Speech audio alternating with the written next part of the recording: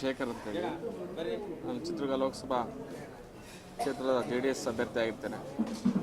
ನಾನೀಗ ಚುನಾವಣೆಗೆ JDS ಪಕ್ಷದಿಂದ ನಿಂತಿದ್ದೀನಿ. ನಾನಿಲ್ಲಿ ಈಗಾಗಲೇ ಹೊಸದುರ್ಗ ಕ್ಷೇತ್ರದಲ್ಲಿ ಹಿಂದೆ MLA ಆಗಿದೆ. ಮಂತ್ರಿ ಆಗಿದ್ದ ಸಂದರ್ಭದಲ್ಲಿ ಸುಮಾರು 2 ವರ್ಷ ನಮ್ಮ ಜಿಲ್ಲೆಗೆ ಅನೇಕ ಅಭಿವೃದ್ಧಿ ಕೆಲಸಗಳನ್ನು ನಾನು ಜಿಲ್ಲೆ ಮಾಡಿದ್ದೀನಿ. ಅದನ್ನು ಆಧಾರವಿಟ್ಕೊಂಡು ಮತ್ತು ನಮ್ಮ ಜಿಲ್ಲೆಯಲ್ಲಿ ಎದುರಿಸ್ತಕ್ಕಂಥ ಮೂಲಭೂತ ಸಮಸ್ಯೆಗಳು, ಕುಡಿಯೋ ನೀರು ಸಮಸ್ಯೆಗಳಿರ್ಬೋದು, ಬೇರೆ ಬೇರೆ ಇತರೆ ಅಭಿವೃದ್ಧಿ ಕೆಲಸಗಳು ಮತ್ತು ಕೇಂದ್ರ ಸರ್ಕಾರದಲ್ಲಿ ಅಲ್ಲಿಂದ ಮಂಜೂರಾತಿ ಮಾಡಿಸ್ಕೊಂಡ್ಬಂದು ಇಲ್ಲಿ ಕೆಲಸಗಳು ಮಾಡುವ ದೃಷ್ಟಿಯಿಂದ ಅದನ್ನೆಲ್ಲ ಮುಂದೆ ಇಟ್ಟುಕೊಂಡು ನಾನೀಗ ಚುನಾವಣೆಗೆ JDS ಪಕ್ಷದಿಂದ ಸ್ಪರ್ಧೆ.